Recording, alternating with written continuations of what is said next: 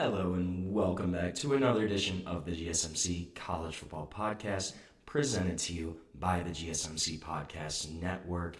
Happy Friday, everybody. It's almost the weekend. We made it through another week. Today is May 16th. Got a good show for you today. Going to talk about some of the Bedlam coaches, Gundy, Brent Venables, as well as a former one in Lincoln Riley. Could those guys be on the hot seat for this upcoming year? Going to dive into that. Also going to discuss Diego Pavia, the Vanderbilt quarterback, his JUCO lawsuit against the NCAA, what that means for him for the future of junior college football. And we're going to get into that as well as some Group of 5 Power 4 matchups. Some of the best ones that I think are going to happen in the 2025 season this upcoming year. And after that, we're going to dive into Austin Simmons. Is this kid the next star in the SEC? Going to be the quarterback at Ole Miss. We're going to dive into his background, his story, and discuss what makes him unique. Then make sure you stick around for my last segment of the day. We're going to talk about some potential teams, programs that could make their first ever college football playoff appearance this upcoming season. But before we dive into anything else, I want to remind everybody this show is all about you. We love hearing your comments, questions, insights, opinions, whatever you got. We want to hear it. We want to make this show as interactive, as exciting as possible. One easy way to do that is if you're on YouTube, you can use the Super Chat feature. All you have to do is click the $ at the bottom of the chat box, type in your message, comment, question there, and this guarantees that your message pops up, gets on the air, gets read live, and it's also just a great way to support our channel, support what we're doing here at GSMC. If you don't want to do that, you can also go to gsmcpodcast.net to tip, comment, question, do whatever at that website, gsmcpodcast.net. We're so grateful to have you all here as part of our community, and so we can keep bringing you the sports content that you love. Now, let's talk about some Bedlam coaches. Can they survive this upcoming year? It's been a little bit of a rough run. So just think about 4 years ago, just 4 years ago, you had Lincoln Riley, then coach of Oklahoma, facing off against Mike Gundy, obviously Oklahoma State, in Bedlam, and this was a top 10 matchup. Oklahoma State was ranked 7. They beat Lincoln Riley's number 10 overall Oklahoma Sooners team 37-33. Then, the next day, Lincoln Riley stuns everybody, announces he is leaving to go to USC to lead the Trojan football program. And that's kind of been a mixed bag for him. Since he's been at USC, he's gone 26-14, 4-5 in his first year in the Big Ten in conference games. It's been a rough couple of years for Lincoln Riley. Think about it. This is a guy that was considered pretty much the greatest offensive mind of his generation at one point in time. Quarterback guru, whisperer. He worked with Baker Mayfield, Jalen Hurts, Caleb Williams, obviously. All big-time stud quarterbacks. Kind of how he built his reputation there at Oklahoma, and then continuing with Caleb Williams at USC. And this has kind of been an up-and-down program. Even with Caleb Williams, a Heisman winner, number 1 overall pick there the past few seasons, USC struggled. They're just 13-14 in its past 27 games against power conference competition. And last year's unit, and the first year in the Big Ten, they finished 6th in scoring offense. Not bad, but not what you'd expect out of Lincoln Riley, out of a guy that's supposedly one of the best offensive minds of his generation. That's just not what you want to see. You would expect that unit, led by Lincoln Riley, to be a much better offense, perform higher, especially in terms of scoring, right? You look at the Big Ten, this is a hard-nosed, old-school conference. You still have a lot of run-heavy, defense-heavy programs that aren't going to score a lot of points. So USC should be up at the top of the scoring offense in the Big Ten every year. Just looking at who the competition is, in terms of offense, in terms of scoring, right? So is this a case of Lincoln Riley losing his touch? Is this a case of the rest of the country kind of figuring him out, his offensive scheme out? Is it a case of the Big Ten being so old school, so throwback, hard-nosed football that Lincoln Riley's offense, the spread style, the high, fast-paced offense, that it just doesn't work in that conference? You have places, Iowa, Wisconsin, like Michigan, still, teams and programs that are run heavy, they're defense heavy. That's just kind of how the whole conference is, right? So is that a case of USC just can't run that kind of offense in the Big Ten? I don't know if I buy that. I don't know if I'm a huge believer in Lincoln Riley. The one big thing, though, here is he has a ton of money coming towards him. USC gave him a 10-year, $110 million contract in 2022. So it's going to be hard to move off of Lincoln Riley right now. I don't know if he will get fired next year. It's going to be an interesting season, though, for USC. I think if they struggle again this year, in the Big Ten specifically, there's going to be calls for Lincoln Riley's job. It's a manageable schedule this year, too. They do have to go at Notre Dame, at Oregon. Those are the biggest hurdles, and those are two pretty big hurdles, right? But there's certainly room for USC to turn this program around. You have Jada Maeva coming back at quarterback, should be better in year 2 after he kind of took over for Miller Moss halfway through the season last year. So you have a little more continuity coming back. You still have a ton of talent on this USC squad. And if he's still there, you have a class in the 2026 recruiting class next season that right now is ranked number 1 in the country. So if they can survive this, there is potential for USC to come back up on the upswing. But there's going to be a lot of pressure on Lincoln Riley this year. USC is going to have to perform in year 2. There's an expectation that they can turn things around. We're just going to have to wait and see it happen. Then, if you look at the guy that was on the other side of that top 10 matchup in the Bedlam series 4 years ago, Mike Gundy, right? And I'm a big fan of Mike Gundy. But if you look at since that game 4 years ago, he's gone 20-19 over that span. And this includes going winless in the Big 12 last season, going 0-9 in Big 12 conference games, finishing 3-9 in the season. Just a complete disaster for the Pokies last year. And this is a guy that, he always kind of bounces back, right?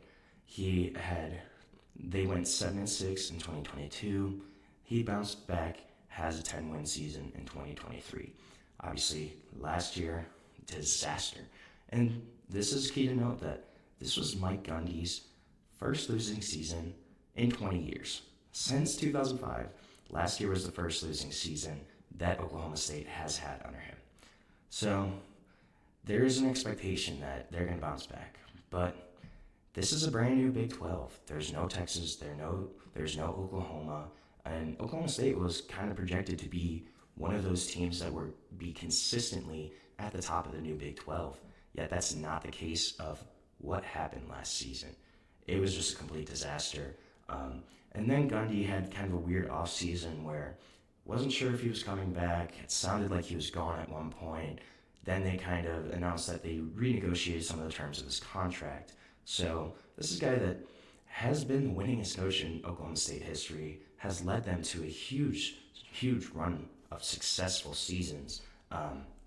But if he can't perform this year, there's going to be a lot of pressure on Mike Gundy. I don't know if he's really going to be fired, but if they don't have a winning season this year, it's certainly very possible that Mike Gundy is on his way out in Stillwater. This is a team and a coaching staff that he completely kind of turned over this year, brought in 2 new coordinators, brought in a bunch of transfers, but they have questions at quarterback, the biggest position in the sport, and pretty much everywhere else across the board. Mike Gundy, a guy that's won way too many games, I think, to be counted out ever. I would count more on a bounce-back season from Oklahoma State, but it's certainly very possible that that won't happen. He's going to have to do one of the best coaching jobs of his career this upcoming season for Oklahoma State in order to kind of stabilize things, keep the status quo there, and keep his job, frankly. I think he can do it, but it's certainly possible that that's not going to be the case. Then you look at the current Oklahoma coach, Brent Venables. Brent Venables, his return to OU coming back after being the longtime defensive coordinator at Clemson, kind of helped get the sour taste of Lincoln Riley leaving out of their mouth. But on the field, hasn't looked great under Brent Venables. They have just been 22-17 overall. They were 2-6 last year in their inaugural season in the SEC in terms of conference play. Had an anemic offense last season. They were 119th in the country in passing. 97th overall in scoring last season. So really a unit that struggled and didn't play anywhere near to expectations. But Oklahoma did have a strong offseason this year. You bring in offense coordinator Ben Arbuckle, and you pair him with his quarterback, John Mateer from Washington State. That should be a great duo to watch. Mateer's an exciting quarterback. I think he can kind of turn things around. And then in the spring, you go and add Jaden Ott, the best back at Cal, former All-Pac performer in 2023, a guy that really gives them a dynamic threat out of the backfield. So the pressure's on for Brent Venables. You have no excuses. You have a new offense, guys that should be really exciting. And you have some tough games, though. They have home games against Michigan, against Auburn. Could that be a Jackson Arnold revenge game? I don't know, maybe. Then you have LSU, Ole Miss, then road matchups. You have to go to Texas, to South Carolina, to Tennessee, to Alabama. So it's going to be a rough schedule for Oklahoma. The pressure is going to be on, though, for Brent Venables. I think he needs to have at least a winning conference record this year to kind of maintain his job, or else he's in a lot of trouble as the head coach of the Oklahoma Sooners. So right now we are going to take our first short break of the show. When we come back, we're going to talk about Vanderbilt quarterback Diego Pavia and kind of his lawsuit against the NCAA, what that means for the future of junior college football. We're going to dive into that when we come back on the GSMC College Football Podcast. I feel like I'm losing my mind. Is everybody in the world blind? Please, Lord, give me a sign, a sign. I feel like I'm losing my mind. Is everybody in the world blind? Please, Lord, give me a sign, a sign. I wanna be the greatest. Everybody on the fake shit. I look around and feel like everybody is the fakest. I make this every day and I'm impatient, hoping one day I blow up from the basement. Statement, the top is so vacant. I don't hear shit that I think is amazing. Waiting for my day when I'm playing sold out shows for 1,000 faces. Hey, give me that crown, get in my way and to be put down. It ain't your place, all this my town. If I want that shit, then I'll get it right now. I'm losing it, the noose it fits. I'm losing shit, a stupid myth. You choose to live or choose to dip. You choose to fight or lose your grip and lose a gift. I feel like I'm losing my mind. Is everybody in the world blind? Please, Lord, give me a sign, a sign. I feel like I'm losing my mind.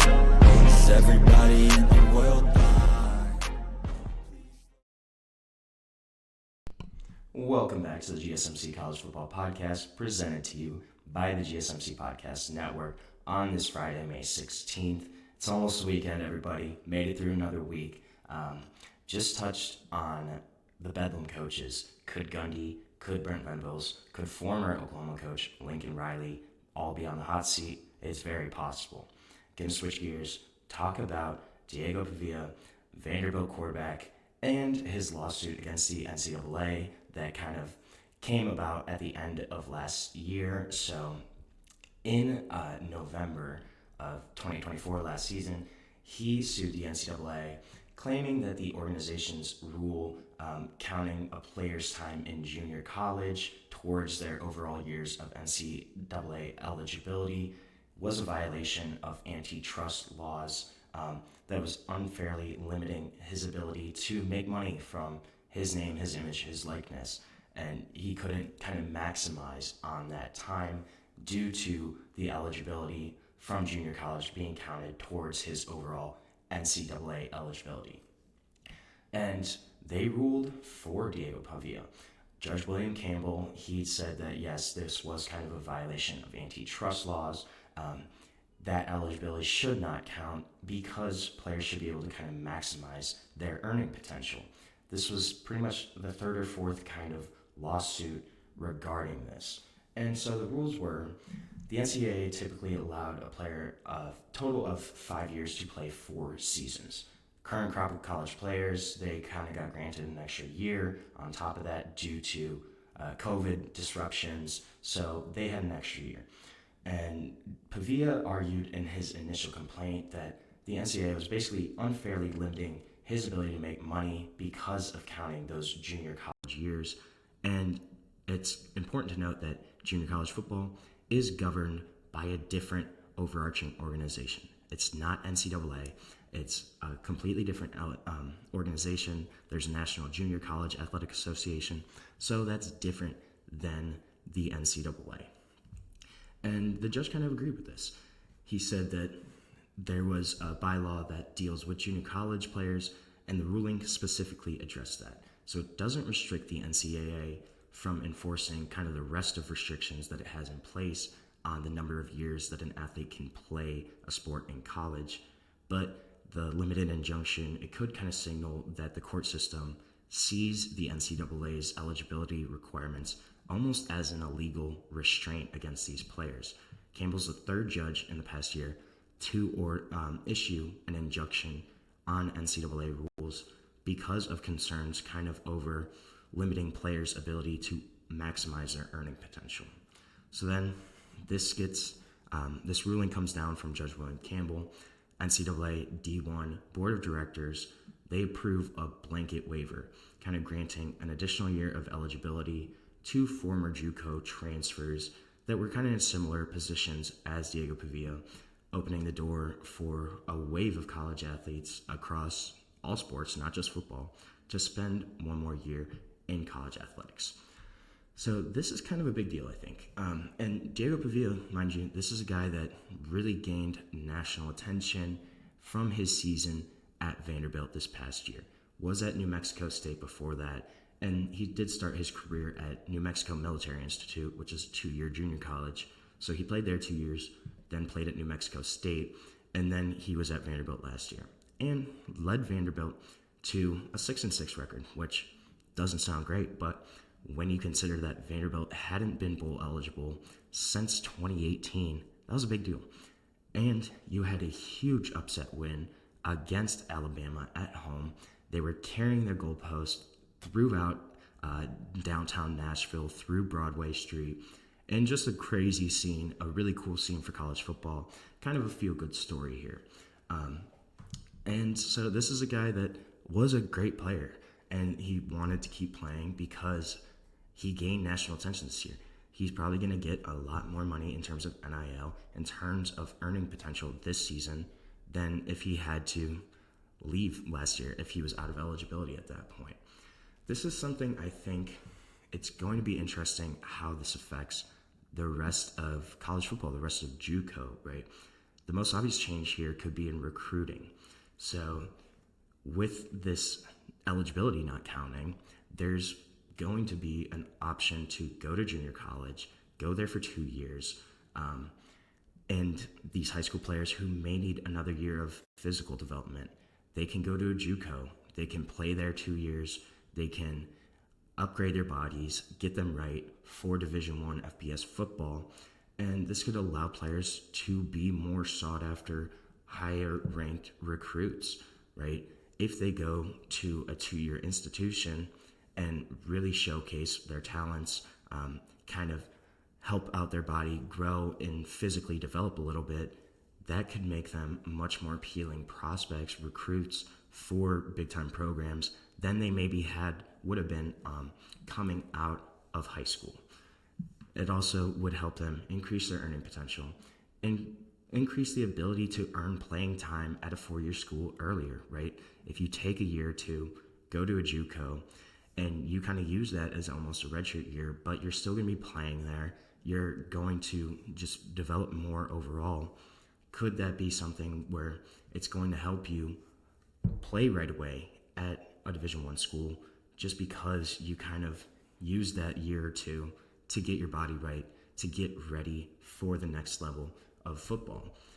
I think that's something that's very possible. And Ryan Downton, who was Diego Pavilla's attorney, he said that we're not saying the NCAA can't have eligibility requirements, but a junior college season shouldn't be kind of the equivalent of an NCAA season when JUCO seasons, you have no meaningful opportunities to earn NIL money. You have no television exposure. So it's not the same as going to an NCAA institution where there is kind of that earning potential. There is TV, televised games. There is kind of the ability to earn money for your play on the field, for your name, for your image, for your likeness. That's kind of something that's being debated here is it JUCO related or is it NCAA related? And Downton also cited junior hockey leagues, post-grad prep school leagues, kind of as an example of this, right? Look at collegiate hockey. To go play collegiate hockey, you pretty much have to play juniors, which is you go after high school, or some kids even go earlier, they're 16, 17. You play 2 years in juniors in one of those leagues, and then you go to the NCAA, then you have 4 years of eligibility still. Could we see something similar here with college football? I think that's certainly very possible. You could go finish high school, go play at a JUCO for 2 years, and not lose any eligibility for your NCAA season. I think it's something that's very possible. And that's kind of been the thinking. So theoretically, you could have 6-7 years of eligibility potentially. It's going to be kind of the Wild West, I think. If you don't have eligibility for JUCO, kids might start saying, I don't want to go D1 right now. I want to go to a JUCO, kind of get my body right, develop a little more, play early, and then you do that, you get an agent, you can kind of go from there, right? It's not, you have to go to a D1 program, you have to sit your freshman year and just kind of sit out, do nothing. You have this option then potentially where, hey, I want to go to JUCO, I can spend 2 years there, and then I still have all of my NCAA eligibility. That's going to be something that I think could potentially really happen down the road then. And, think about it. For years, there was a lot, kind of an unwritten code that FBS coaches would, quote unquote, send kids to a junior college, maybe some of their freshmen, guys that weren't ready just yet. They maybe needed a little more time. Just things weren't totally clicking. So they kind of sent them to a junior college. That was kind of the status quo. That's how it's always been. And there were some people that were called bounce backs. They go to a JUCO, then go back to the FBS program that recruited them. Sometimes they did, sometimes they didn't. But could we see something similar to that and more of a minor league kind of system, a formal minor league system? Could that be something that JUCO is going to become? Think about this. You have a college like Lackawanna College, Scranton, Pennsylvania. So could there be a scenario where that's a JUCO in PA? You have Penn State go to Lackawanna and say, hey, we're going to help you with hiring some coaches. We're going to give you a little bit of funding. We want you to run our schemes, our offense, our defense, our schemes. We'll help you with your training staff, your weight room, conditioning, we're not going to give you everybody, but we'll give you athletes that aren't ready yet, and it could be kind of a feeder program. I think that's something that's certainly very possible that we could see, where some of these big-time programs maybe look at the smaller JUCOs kind of around them, go, hey, we'll toss you a couple million, we'll give you some funding, we just want you to basically be our minor league team, kind of a feeder system for us. You get these guys ready in 2 years, then they come up and play for us at Penn State, at Oregon, at Ohio State, wherever, at Texas. Like, could that be something we could potentially see? I think it's certainly very possible. And you look at the transfer portal, it's kind of put less of a recruiting emphasis on JUCO players, but I think that's something that we might see change soon. So JUCO, it's going to be interesting how this all kind of shakes out. It's going to be interesting where they go from here.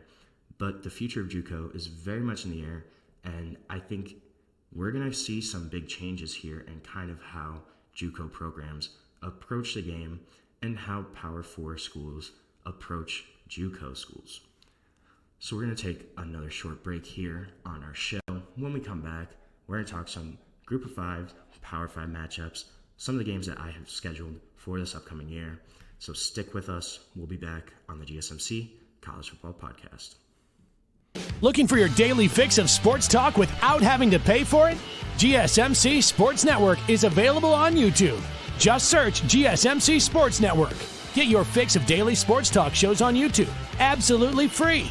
NFL, college football, NBA, MLB, MMA, UFC, fantasy football, and so much more.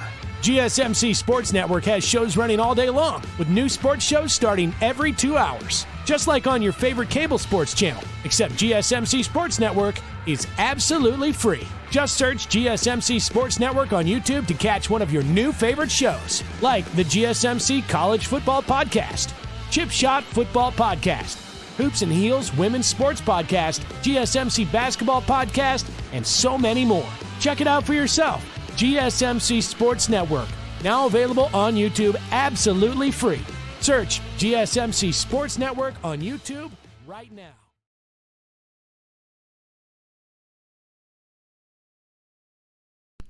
Welcome back to the GSMC College Football Podcast, presented to you by the GSMC Podcast Network on this Friday, May 16th.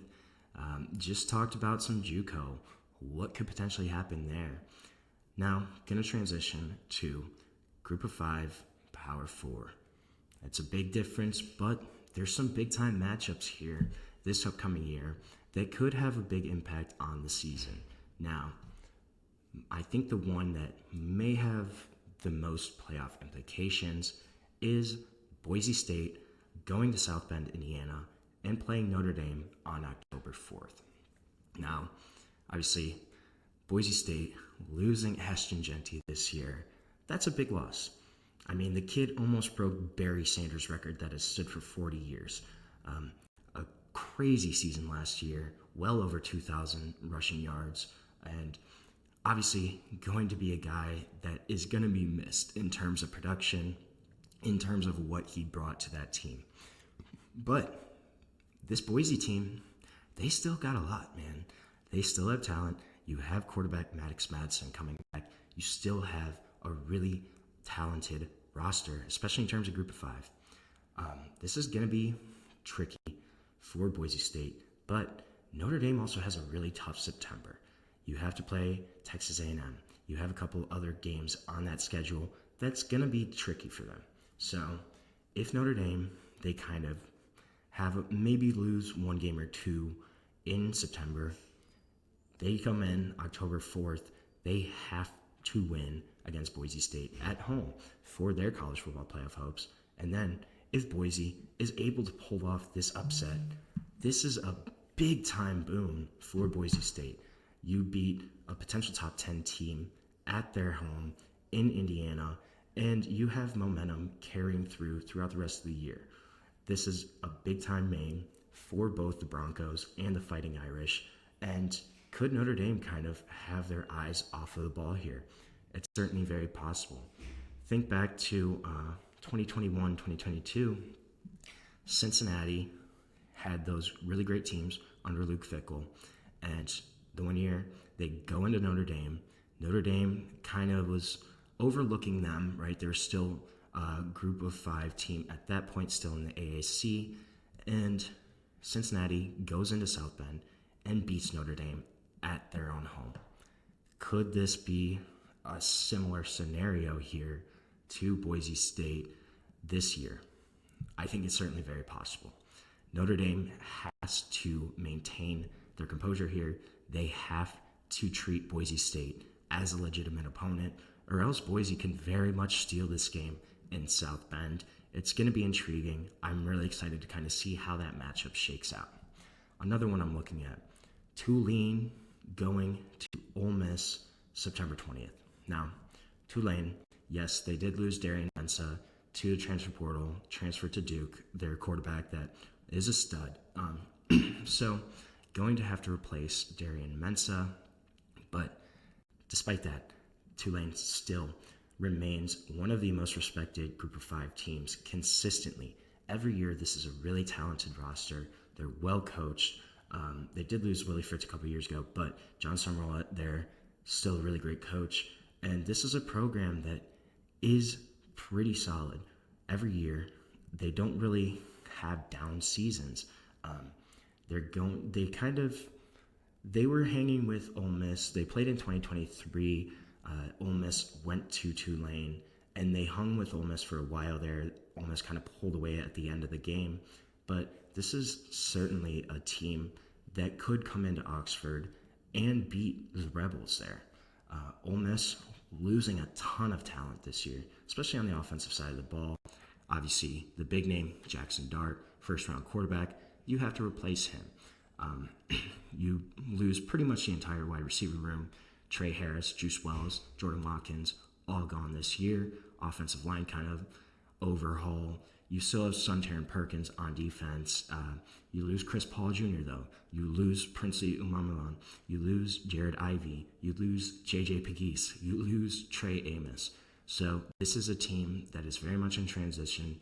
Obviously, the quote-unquote portal king, Lane Kiffin, did it again, brought in over 20 transfers to kind of turn over this roster again and hope to keep them competitive.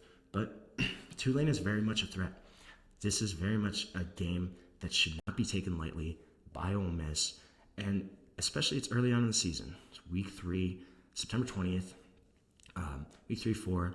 This is a matchup that Ole Miss is very much still probably going to be trying to figure out who they are as a team, trying to mesh and gel as a unit.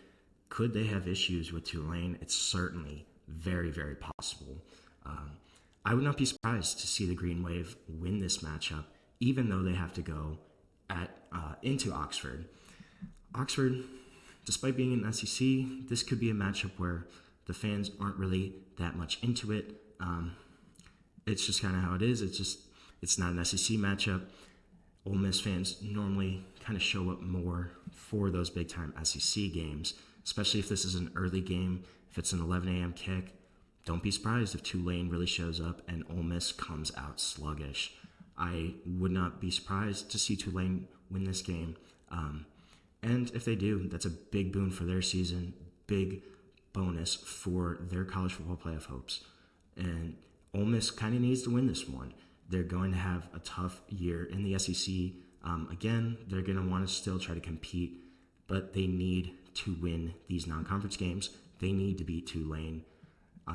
It's going to be interesting, though. I think that's going to be one of the more intriguing matchups there.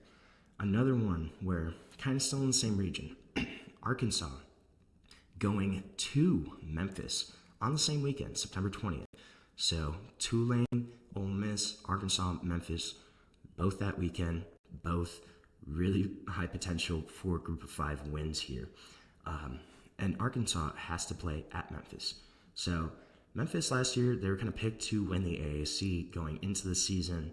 They did finish 4th in the conference, but they went 11-2. So this kind of shows you how tight the top of that conference was last year.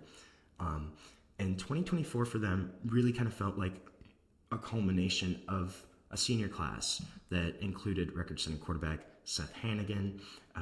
This year kind of feels like a new era. The Tigers are going to have an open quarterback competition for the first time since 2021. They also lost a lot of program stalwarts. Rock Taylor, wide receiver, Chandler Martin, linebacker, they're both gone. Two guys that were really stalwarts of that Tigers program. And this is going to be an interesting game. Arkansas is the only power conference on Memphis's schedule this year, so that already makes it a really significant occasion. And then there's some history between the two programs. There's also the fact, this shouldn't be overlooked, that Arkansas quarterback Taylon Green has already played twice at Memphis's stadium at Simmons Bank Liberty Stadium. He played there in 2023 when he was with Boise State, and then he played there with Arkansas last season in the AutoZone Liberty Bowl.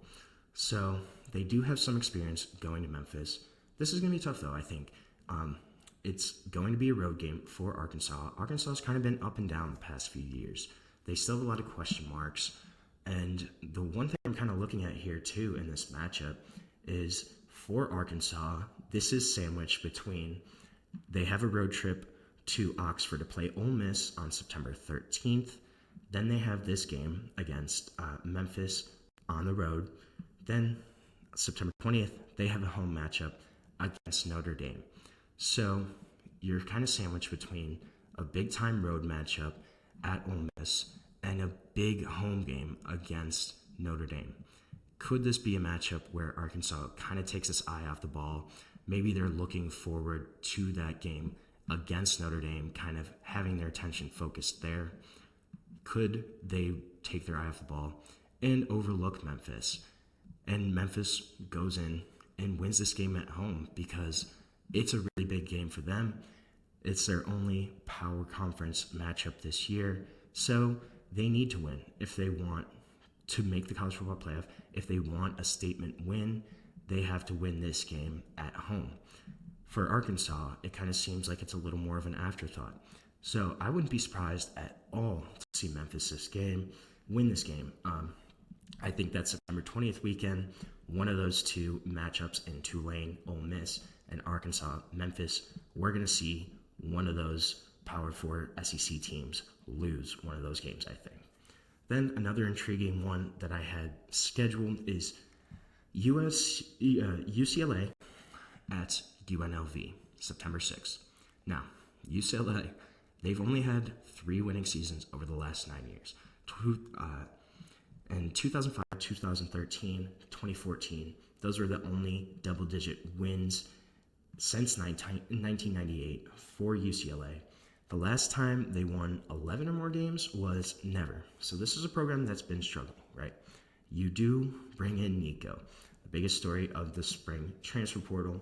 So obviously, Nico Yamaleva, he's instantly going to upgrade the passing game there. He really does kind of have that next level talent. He could potentially be one of the best quarterbacks in the Big Ten just in terms of pure talent. Obviously, there's been a lot of background noise around him about that entire situation, but still, this is a guy that's a great quarterback just on the field, right? Receiving core is still thin. They did add Mikey Matthews from Cal, which was a big pickup, so that kind of should open things up. But this is a team that really struggled in the running game, especially when you consider that their head coach was their former running backs coach, was a running back, Deshaun Foster.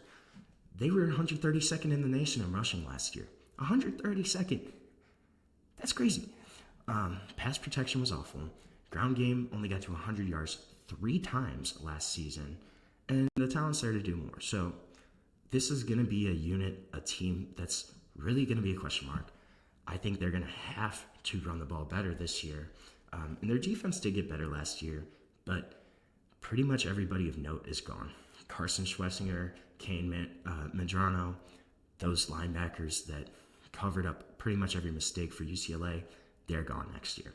So didn't really add a whole lot in the portal either, so this is kind of a question mark. And then for UNLV, it's the start of the Dan Mullen era. They have a couple easy winnable games, Sam Houston, Miami, Ohio, Wyoming. Those are winnable matchups. And then this is the big time one. They certainly have the talent to beat UCLA. They're going to be an interesting team. Dan Mullen coming back to coach. How much do they need to prove that they have it. I think that's going to be a really interesting storyline for UNLV, but this is a matchup that I can certainly see UNLV winning, especially when it's in Las Vegas. So that's a big time one. I wouldn't be surprised to see the Rebels take that one and beat the UCLA Bruins. So we are going to take another short break here on our show. When we come back, we're going to talk a little bit more about Ole Miss and Austin Simmons and get into why he is special. But we're going to talk about that when we come back on the GSMC College Football Podcast.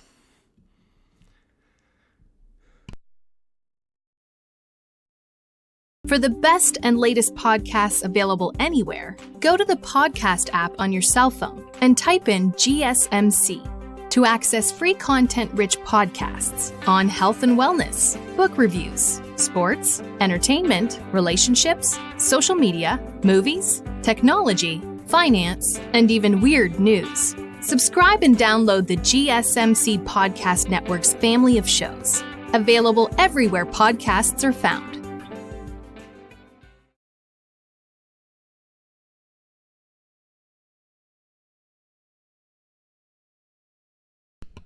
Welcome back to the GSMC College Football Podcast, presented to you by the GSMC Podcast Network. Just touched on some Group of 5 Power 4 matchups that I think are going to be really interesting this year. One of those is Tulane at Ole Miss. And Ole Miss is going to have a new starting quarterback this year in Austin Simmons. And this guy, man, he's really interesting. Probably not a lot of people outside of Oxford have heard of Austin Simmons before. But this is a kid that's always been on the fast track. He trained with NFL players when he was 12 years old. He completed his high school coursework with a jaw-dropping 5.34 GPA. I didn't even know GPA was that high. 5.34 GPA. Oh yeah, and that was at age 16. And he left Miami, he left his home, reclassified from 2025. So mind you, this kid is supposed to just be getting to college. Reclassified from 2025 to 2023, enrolled early at Ole Miss.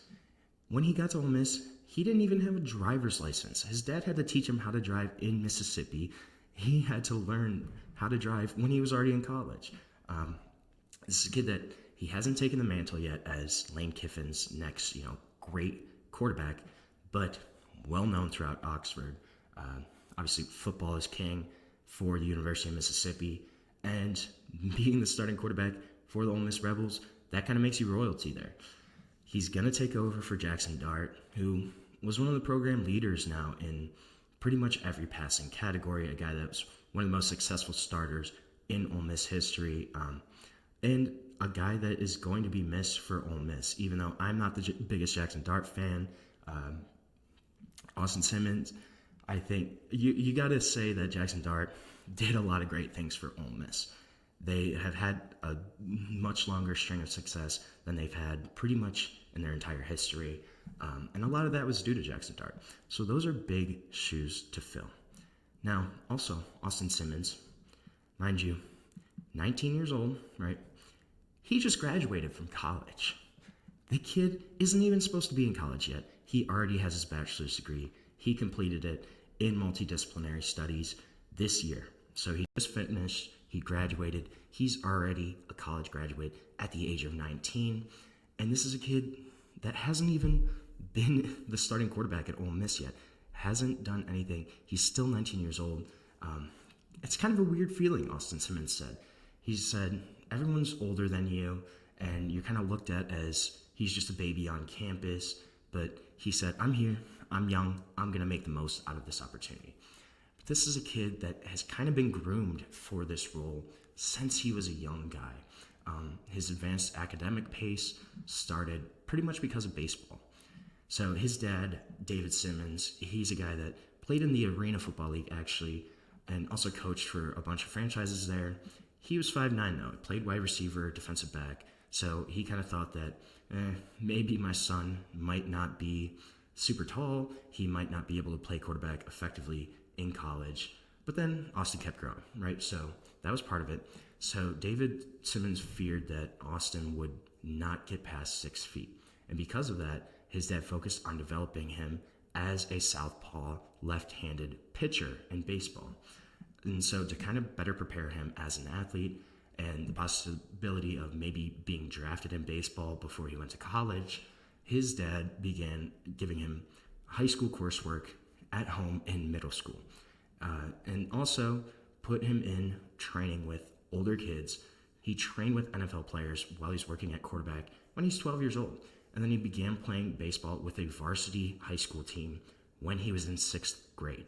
So this is a guy that has continuously shown up, played against older guys, proven himself, and gotten used to kind of being that young guy in the room, but that didn't hold him back at all. You look at, too, his baseball career.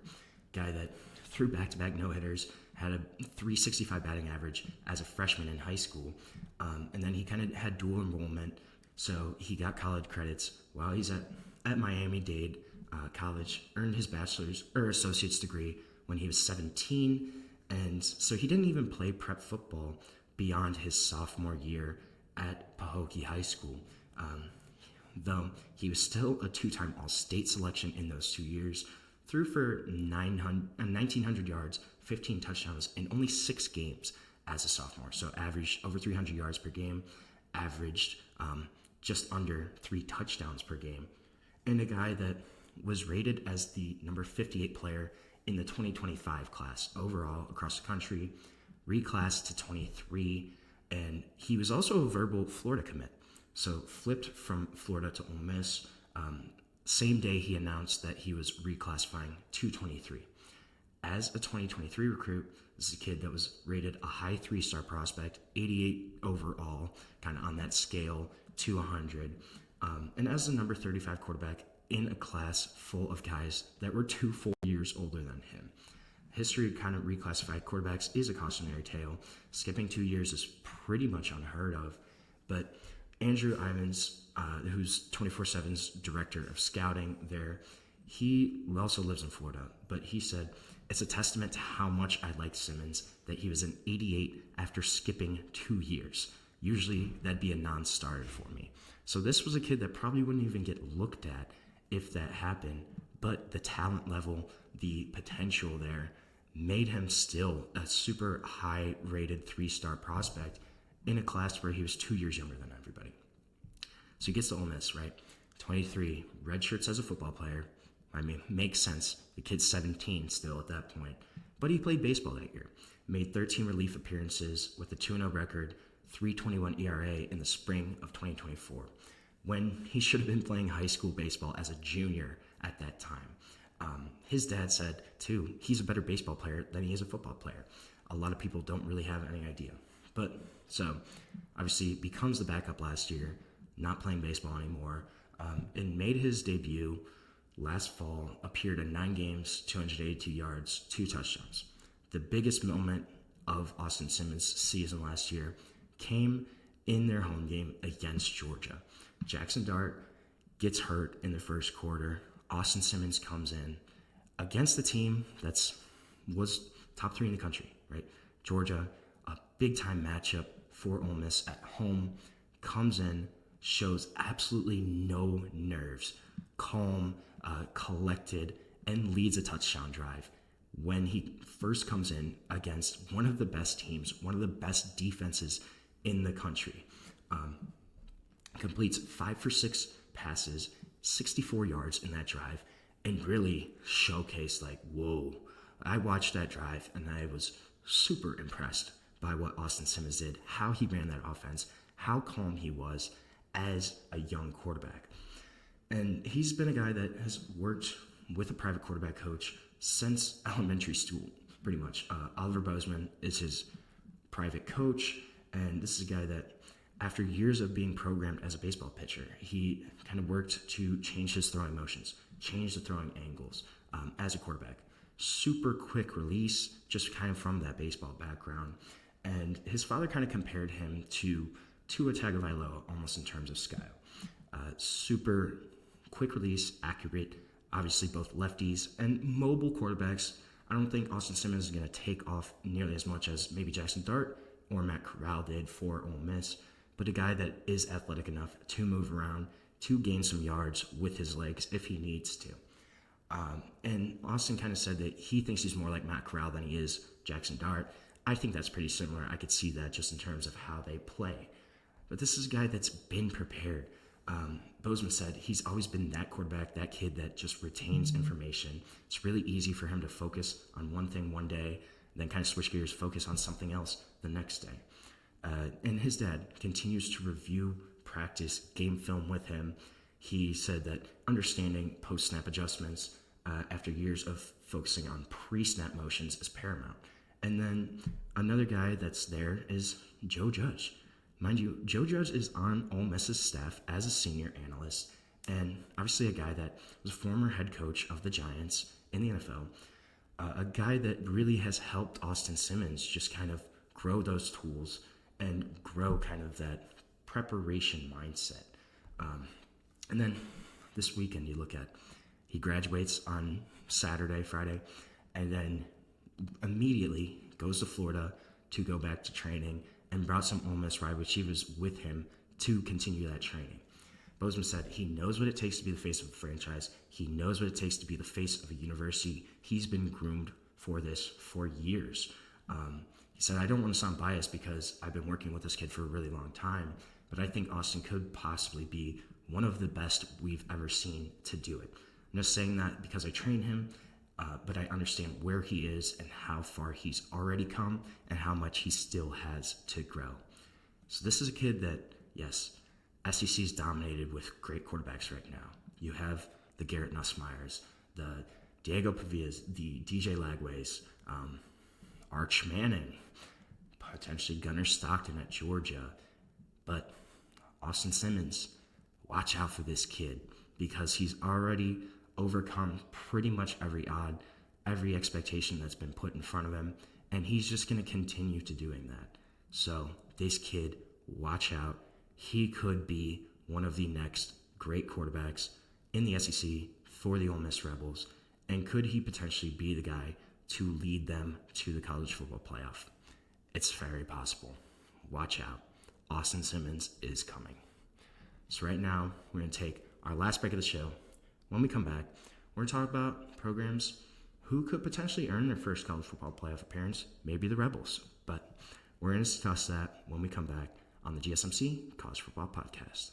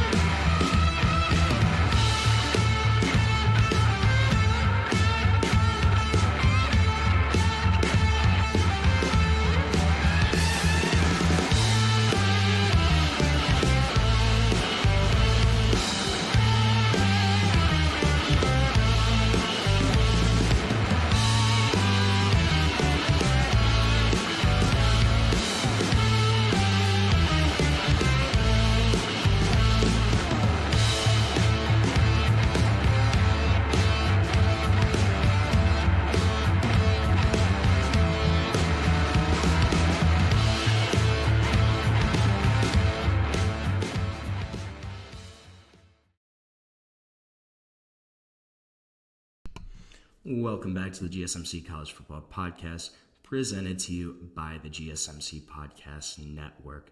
Just talked about Austin Simmons. Could he be the guy to lead Ole Miss to their first ever college football playoff appearance? Certainly very possible. But let's talk about some other teams. Who could make that first appearance this upcoming year in 2025? I think there's a lot of teams that have the potential to do it. One that I'm really looking at is Illinois. Obviously, I talked a little bit about them this week, just with Brent Venables, how much I like him as a head coach. But look at just its team, too.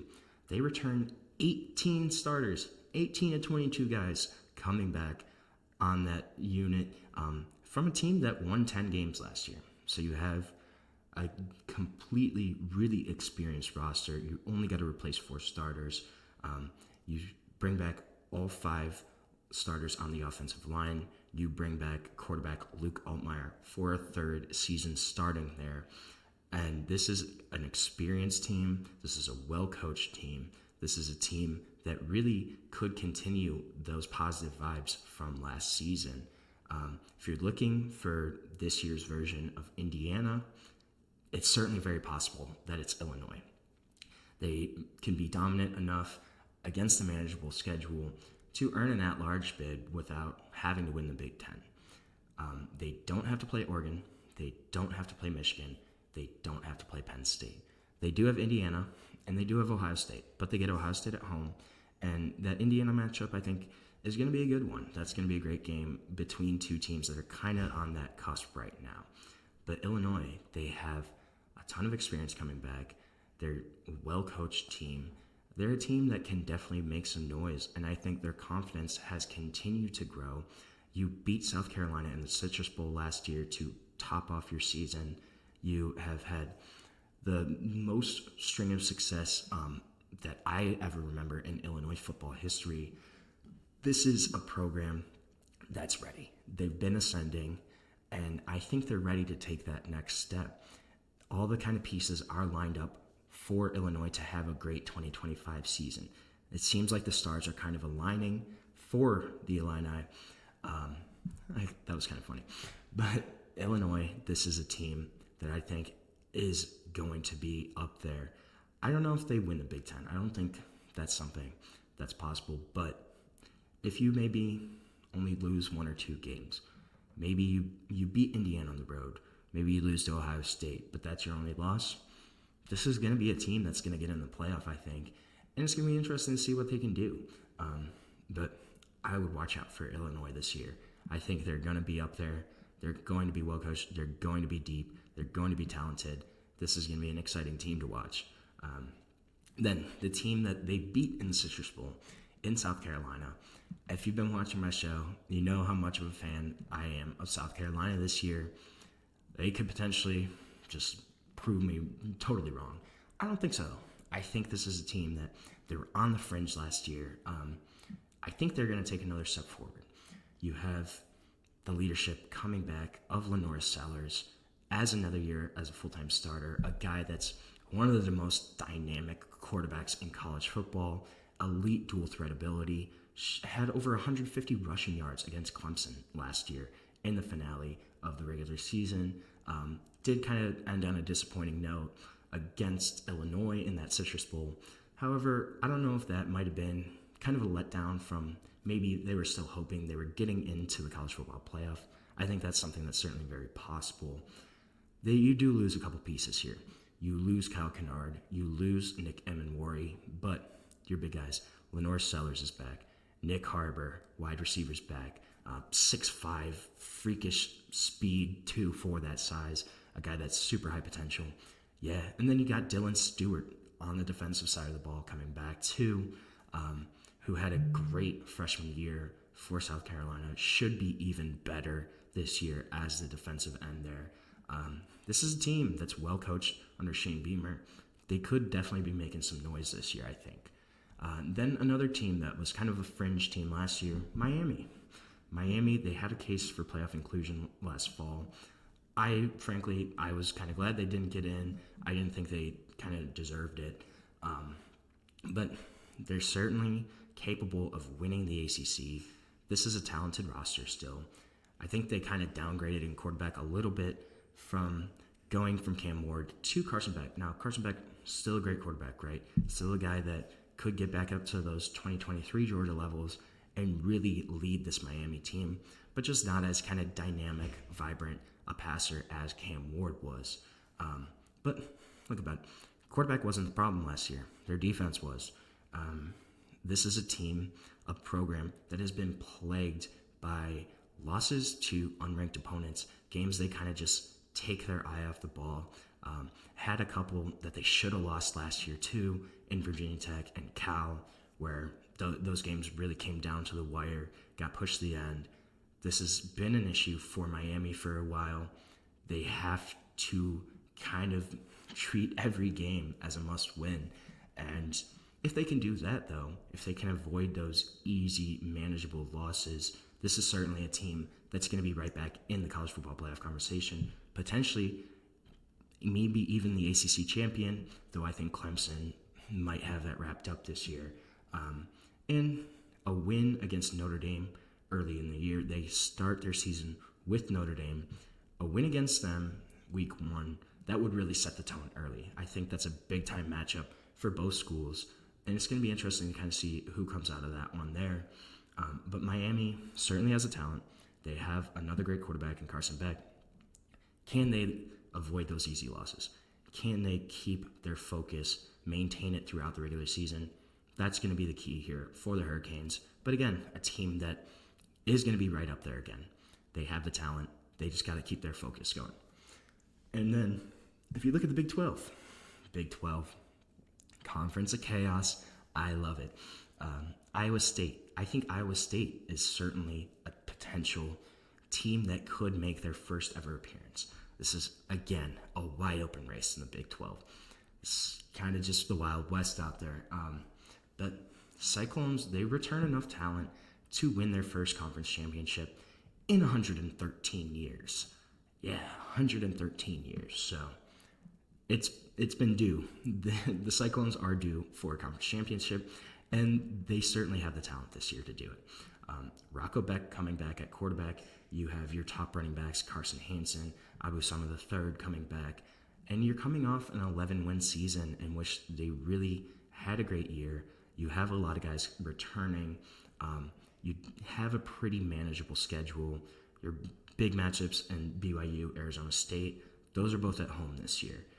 So when you're talking about other potential Big 12 contenders, you get 2 of the biggest ones at home this season. That's going to be big for Iowa State. Could they make that jump? It's certainly very possible.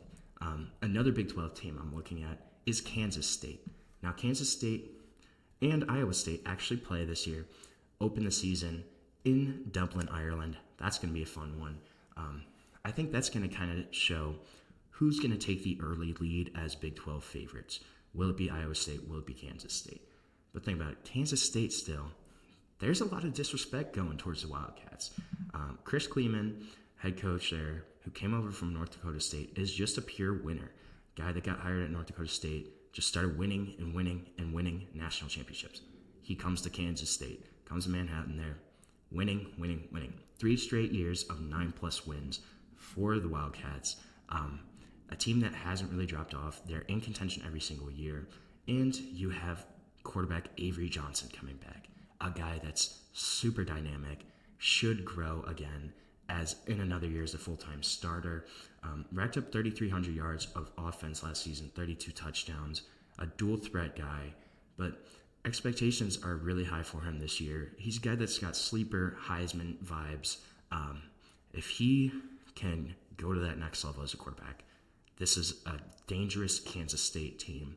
This is well coached, a program that hasn't really had a bad year since Chris Kleeman took over, and they could be even better this year with a dynamic quarterback in Avery Johnson, the best quarterback that they've had there, having another year as a starter. Could they push to that top tier? Could they win the Big 12? It's certainly very possible. Another Big 12 team. See, it's a crazy conference. You never know what's going to happen. Texas Tech. I know I've talked a lot about Texas Tech. People don't realize they're a sleeper for sure this year. Joe McGuire brought in one of the top transfer classes in the country. They reportedly spent over $10 million to bring in 17 players, specifically really bulking up on the trenches of both sides of the ball. Brought in a lot of O linemen, D linemen, trying to fortify, the line, the trenches first, and then build out your team from there. They're also bringing back their quarterback, Baron Morton. And if they can avoid upsets, if they can get a winning record against Arizona State, Kansas State, BYU, they could be a surprise Big 12 college football playoff contender. They have an easier schedule. It's manageable. This is a team that is super talented now, really deep. We don't kind of realize it. The pressure's on for Joe McGuire in Lubbock, but this is a program that could make that next step. Then we'll talk about SEC. Florida, I think Florida, they could potentially really be up there. Again, one of the most difficult schedules in the country. Last year, their 5 losses were to top 25 opponents, pretty much all of them. But they also have one of the best returning quarterbacks in the conference, DJ Lagway, if he's healthy. I think that's a big if right now. Florida's going to go how DJ Lagway goes. That's just how it's going to be. But when he was a starter last year, DJ Lagway went 6-1. He kind of really carried Florida throughout the back part of that season, had a big win against Ole Miss, knocked them out of the college football playoff pretty much. But they have a gauntlet this year. They have road games at LSU, at Miami, at Texas A&M, at Ole Miss. It's going to be tough. It would be surprising to see Florida kind of win this year. But if it finishes with 2 or less losses, I think in those matchups, they could get in. They could make some noise. This is a talented roster. They just kind of have a tough schedule. So it's going to be on them to navigate that. The pressure's on, though, for Billy Napier. There's high expectations for DJ Lagway. How will they do? Will they be able to kind of maintain that momentum that they had at the end of last year, or are they going to falter? They're a really interesting team to watch out for this upcoming year. So we are going to end our show for today. Thank you so much for tuning in to the GSMC College Football Podcast, presented to you by the GSMC Podcast Network. Please remember to like, subscribe, follow the channel. And if you want, you can also go to Facebook, Instagram, TikTok, Twitter for even more sports content, more sports updates that you love. Thank you so much. Have a great day and have a great weekend, everybody.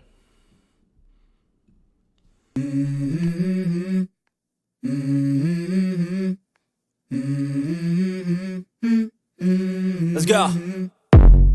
I wake up to a little bit of drool on my pillow, feel like it's gonna be a bad day. Yeah, I'm tired of shit, and the coffee ain't hit yet, damn, ain't that great. I don't wanna go to